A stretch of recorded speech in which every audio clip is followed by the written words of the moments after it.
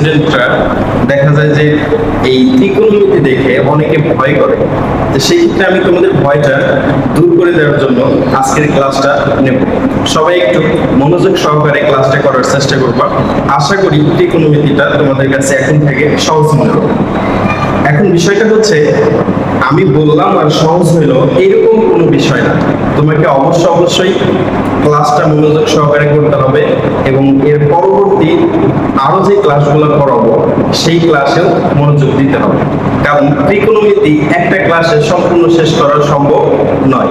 সেই ক্ষেত্রে আমি তোমাদেরকে কয়েকটা পার্টে ত্রিকোণমিতির ক্লাসটা করাবো। আজকের প্রথম পার্টে আমি তোমাদের যেটা করাবো সেটা হচ্ছে ত্রিকোণমিতির যাবতীয় সূত্র। কারণ তুমি ত্রিকোণমিতি তখনই ভালোভাবে পারবা যখন তুমি ত্রিকোণমিতির সূত্রগুলো একদম সহজভাবে বুঝতে পারবে। অনেকেই তোমরা আছো যে এতগুলো সূত্র মুখস্থ করো, আসলে মুখস্থর পাশাপাশি সূত্রগুলো বুঝে পড়তে হবে। তুমি যদি বুঝে বুঝে এই সূত্রগুলো পড়ো তাহলে অবশ্যই আশা করা যায় যে তোমরা ত্রিকোণমিতি একদম সহজভাবে পারবে। তো চলো কথা না বাড়িয়ে আমি ত্রিকোণমিতি সম্পর্কে তোমাদের যে বিষয়বস্তুগুলো আছে প্রথমেই সেই বিষয়বস্তুগুলো এবং সূত্রগুলো ভালোভাবে বুঝিয়ে দেব এবং এর পরবর্তী ক্লাসে আমাদের মেইন যে মূল বইয়ের অঙ্ক এবং সৃজনশীল প্রশ্ন, এমসিকিউ, বিভিন্ন ধরনের যে প্রশ্নগুলো আছে সেই প্রশ্নগুলো সলভ করব। এখন প্রথমে একটু লক্ষ্য করো, আমাদের ত্রিকোণমিতি মানেটা কি? ত্রিকোণমিতি, ত্রি মানে হচ্ছে তিন, আর কোণ মানে কি? দেখো এখানে ত্রিকোণমিতি, ত্রি মানে হচ্ছে তিন প্লাস, আর কোণ মানে কি? কোণ। আর মিতি মানে হচ্ছে পরিমাপ।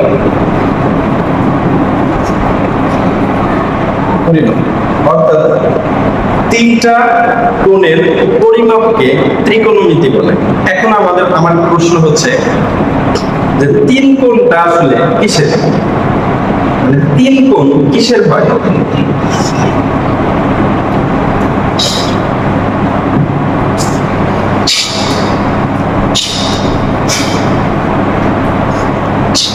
আমি বলতে চাচ্ছি যে তিনটা কোণ কিসের? চতুর্ভুজের না, অবশ্যই তিনটা কোণ ত্রিভুজের হয়। সেই ক্ষেত্রে আমরা এখানে যদি একটা ত্রিভুজ নেই, দেখো এই যে তিনটা কোণ, এই ত্রিভুজের যে তিনটা কোণ, এই তিনটা কোণের পরিমাপটাই মূলত আসলে ত্রিকোণমিতি। এইখান থেকে বিভিন্ন প্রক্রিয়ার মাধ্যমে সূত্রগুলো তৈরি করা হয়েছে। আমরা প্রথমেই এইখান থেকে এই যে তিনটা কোণের পরিমাপ অনুসারে ত্রিকোণমিতিগুলো কিভাবে হয় সেই বিষয়গুলো বুঝবো। কিন্তু এটা বোঝার জন্য আমাদের ত্রিকোণমিতির যে সূত্রগুলো আছে সেই সূত্রগুলো একটু করতে হবে। তো চলো, আসলে আমরা ত্রিকোণমিতি বলতে এখানে আমরা আসলে কি বুঝি? দেখো সূত্রগুলো বুঝি, যে এই সূত্রগুলো আমাদের ভালোভাবে পড়তে হবে। এই সূত্রগুলো আমরা একটু দেখি। এক নজর ত্রিকোণমিতি মূলত আসলে আমরা যে অঙ্কগুলো করি বা তোমরা যে অঙ্কগুলো বইয়ে করো, সাইন, কস, ট্যান, কোসেক, সেক, এইগুলাই তো নাকি? এই যে বিষয়গুলো এগুলো তোমরা মুখস্থ করো। সূত্রগুলো মুখস্থ করলে দেখা যায় যে মনে থাকে না। আরো বিভিন্ন একটা সিস্টেম আছে, যেমন আমাদের এই সাইন 60 ডিগ্রির মান কত, ট্যান 30 ডিগ্রির মান কত, কস 90 ডিগ্রির মান কত, সাইন 0 ডিগ্রির মান কত।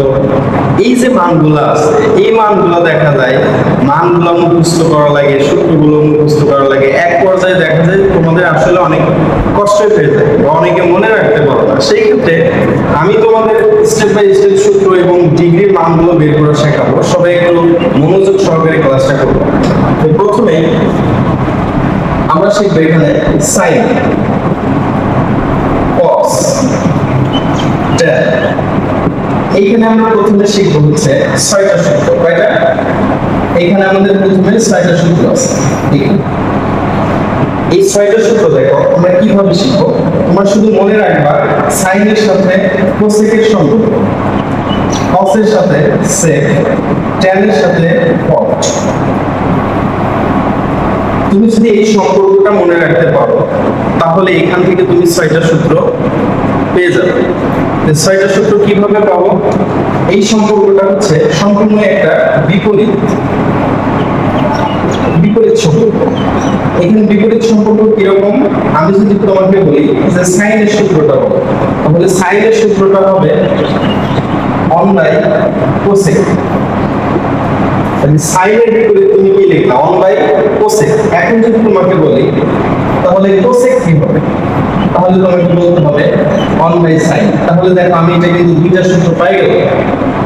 ঠিক একই ভাবে তুমি এখান থেকে cos এর সূত্র পাইতে পারো। cos সমান সমান তুমি কি লিখতে পারো? 1 বাই sec। আর sec সমান তুমি কি লিখতে পারো? 1 বাই cos। তাহলে কয়টা সূত্র হলো? 4টা। আর tan এর সূত্র যদি বলে যে tan এর সূত্র বলো তাহলে 1 বাই cot। আর cot এর সূত্র কি হবে? 1 বাই tan। এটা যেমন সূত্রের ক্ষেত্রে ঠিক মানের ক্ষেত্রেও একই রকম। যেমন মানের ক্ষেত্রে কি রকম একটু লক্ষ্য করো, যদি sin এর মানটা 3/5 হয় তাহলে sin এর বিপরীত কে? cosec। তাহলে এখানে cosec এর মানটা হবে হচ্ছে বিপরীত, অর্থাৎ 5/3। একইভাবে আমরা যদি tan এর মানটা যদি কল্পনা করি, tan এর মান যদি আমরা বলি 8/9, তাহলে cot এর মান আসছে 9/8। এই যে একটা সম্পর্ক, বিপরীত সম্পর্ক, এটা তোমাকে মনে রাখতে হবে। তুমি যদি এটা মনে রাখতে পারো তাহলে তোমার 6টা সূত্র কিন্তু মুখস্থ হয়ে গেল। আমরা tan এর দেখো, tan এর আমরা একটা বিপরীত ব্যতিক্রম একটা সূত্র জানি, tan sin বাই cos। এটা তোমরা মুখস্থ করো, এটা মুখস্থ করতে হবে। tan এর সূত্র sin বাই cos। তাহলে তুমি যদি tan সমান sin বাই cos হয়, tan এর সাথে বিপরীত সম্পর্কটা cot এর, তাহলে এটা উল্টা হবে। তাহলে এখানে cot এর সূত্রটা দেখো কি আসছে? cot সমান আসছে হচ্ছে, এটা যদি tan সমান sin বাই cos হয় তাহলে এটা হচ্ছে cos বাই sin। আশা করি তোমরা বুঝতে পারছো। এই যে বিষয়টা, এইটা তোমাকে বুঝতে হবে যে সাইনের সাথে কোসেক, কসের সাথে সেক, tan এর সাথে cot, এদের যে একটা সম্পর্ক আছে, এই সম্পর্কটা সম্পূর্ণ বিপরীত সম্পর্ক। তাহলে এইখান থেকে আমি মোট 6টা সূত্র পেলাম। আর এই 6টার সাথে আরো দুটো পেলাম, সেটা হচ্ছে tan সমান sin বাই cos, তাহলে cot সমান আসছে cos বাই sin। কারণ এটা যা হবে এটাতে বিপরীত হবে। আশা করি আমার কথাটা তোমরা বুঝতে পারছো। আমরা মোট এখানে কয়টা সূত্র পেলাম দেখো। আমরা প্রথম ধাপে কিন্তু 8টি সূত্র পেলাম। কয়টি? 8। এখন আমরা দ্বিতীয় ধাপের সূত্র করব হচ্ছে 9টা। কয়টা সূত্র? 9টা সূত্র। এই 9টা সূত্রের জন্য তোমাকে একটা বলছি এইরকম ভাবে মনে রাখতে হবে। দেখো আমি এখানে দিলাম sin স্কয়ারের সাথে, এটা হচ্ছে বর্গের সূত্র, এটা বর্গের মানে স্কয়ার থাকে। তো sin স্কয়ারের সাথে সম্পর্কটা হবে হচ্ছে cos স্কয়ার। এটা শুধু মনে রাখতে হবে। থিটা থাকে থিটা। আর tan স্কয়ার এর সাথে সম্পর্ক হচ্ছে sec স্কয়ার। cot স্কয়ার থাকলে সূত্র হবে হচ্ছে cosec স্কয়ার। এইটা হচ্ছে যোগ করতে হবে, এই দুইটা হচ্ছে বিয়োগ করতে হবে। অর্থাৎ এই দুইটা যোগ করে হবে 1, এই দুইটা বিয়োগ করে হবে 1। যেমন আমি যদি তোমাকে একটু বলি যে তুমি শুধু এই যে সম্পর্কটা, বর্গের সম্পর্ক কার সাথে, বিপরীত সম্পর্ক কার সাথে, এটা শুধু মনে রাখবে। এইটা মনে রাখার পরে তুমি দেখো এখানে একটা টেকনিক্যাল ইউজ করো, sin স্কয়ারের সাথে যোগ করে 1 হবে আর এই দুইটা বিয়োগ করে 1 হবে। যেমন এখানে সূত্রটা কি আসছে? sin square theta plus cos square theta equal to আমরা 1। এটা একটা সূত্র। এখন এই সূত্র থেকে তুমি কিন্তু আরো দুইটা সূত্র পাবে। কয়টা? দুইটা। যেমন তোমাকে যদি কেউ প্রশ্ন করে sin স্কয়ার সমান কি, তাহলে প্লাস cos ওই সাইড থেকে কি হবে? মাইনাস, তাহলে 1 মাইনাস cos স্কয়ার। তাহলে এখান থেকে আরেকটা সূত্র হবে, দেখো cos স্কয়ার যদি রাইখা দাও তাহলে এখানে 1 প্লাস সাইন ওই সাইড থেকে কি হবে? Minus sine. তাহলে তুমি একটা থেকে মোট আমরা এখানে মোট 3টা সূত্র পাচ্ছি, বের করতে পারবো। তাহলে আমার দ্বিতীয় ধাপের সূত্র আসলে কয়টা? দেখো আমরা প্রথমে প্রথমে করলাম হচ্ছে 8টি, এখন দ্বিতীয় ধাপ করলাম হচ্ছে 9টি, তাহলে আমার মোট সূত্র দাঁড়ালো টোটাল 17টি। এখন আমরা আরো 6টি সূত্র, কয়টি? আরো 6টি। এই সূত্রটা হচ্ছে আমার ত্রিভুজের সূত্র। দেখো ত্রিভুজের সূত্রটা কিরকম, আমি একটা ত্রিভুজ আঁকাই, সমকোণী ত্রিভুজ, এই যে সমকোণী ত্রিভুজ। অলরেডি কিন্তু আমরা 8টা এবং 9টা সূত্র করছি, তুমি একটু মনে রাখো। আমরা এখন আরো 6টা সূত্র করব। এই সূত্রগুলো কিরকম দেখো, এইটা যদি একটা ত্রিভুজ হয়, ABC একটা সমকোণী ত্রিভুজ হয়, সেই ক্ষেত্রে এই ত্রিভুজের লম্ব, ভূমি এবং অতিভুজ এটা তোমাকে বের করতে হবে। যেমন আমরা এই জায়গায় যদি কোনো কোণ না দেওয়া থাকে, এটাকে আমরা ভূমি বলতে পারি, এটাকে লম্ব বলতে পারি, এটাকে অতিভুজ বলতে পারি। কিন্তু যখন তুমি এখানে ভূমি, এটা যদি কোণ দাও, এটা ভূমি হবে, এটা লম্ব, এটা অতিভুজ। এই কোণটা যদি আমরা এইখানে দিই, তখন আর এটা ভূমি হবে না, ভূমি হবে এইটা, এইটা হবে লম্ব, এইটা হবে অতিভুজ। এখন প্রশ্ন, স্যার আমি যদি দুই জায়গায় কোণ থাকে, এমন যদি কোণ উদ্দীপক পাই, এখানেও কোণ আছে, এখানেও কোণ আছে, তখন আমরা লম্ব ভূমি কোণটা ধরবো। যখন তুমি দেখবা এখানে একটা কোণ থাকবে, এখানে একটা কোণ থাকবে, যখন তুমি থিটা কোণ ধরবা, তখন তোমার এটা ভূমি, এই কোণের সাপেক্ষে এটা ভূমি, এটা লম্ব। আর যখন এই কোণটা ধরবা, তখন এটা ভূমি, এটা লম্ব। আশা করি বিষয়টা তুমি বুঝতে পারছো।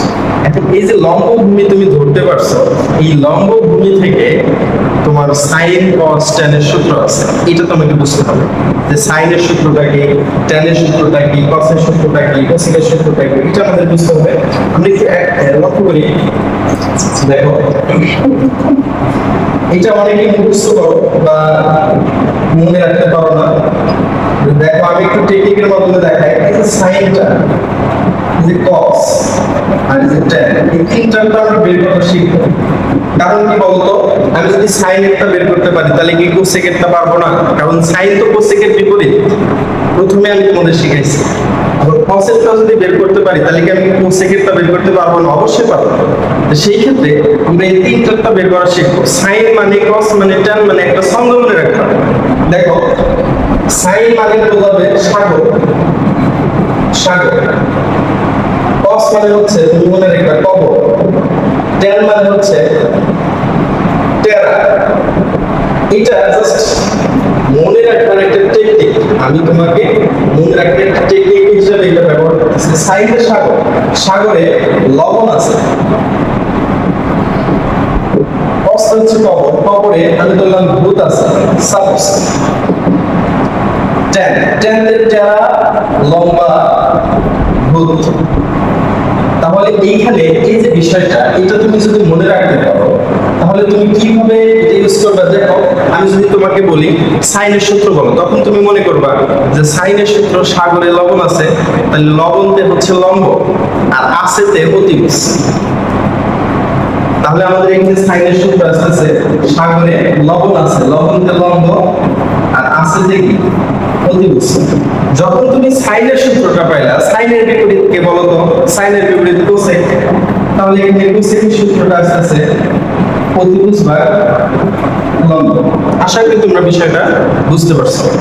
একইভাবে আমি যদি কসেরটা বের করতে চাই, কস, তাহলে কবর, তাহলে কস মানে মনে রাখবে কবর, কস তে কবর, কবরে ভূত আছে, ভূততে ভূমি, এখানে ভূত মানে হচ্ছে ভূমি, তাহলে ভূমি। আর আছেতে কি? আছেতে হচ্ছে অতিভুজ।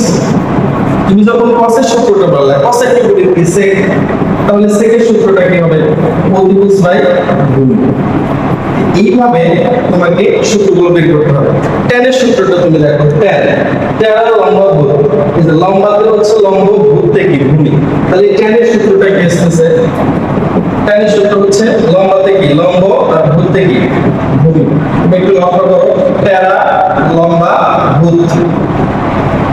এইভাবে তুমি মনে রাখতে পারো, কারণ অনেকের মনে থাকে না। আশা করি তুমি বিষয়গুলো বুঝতে পারছো।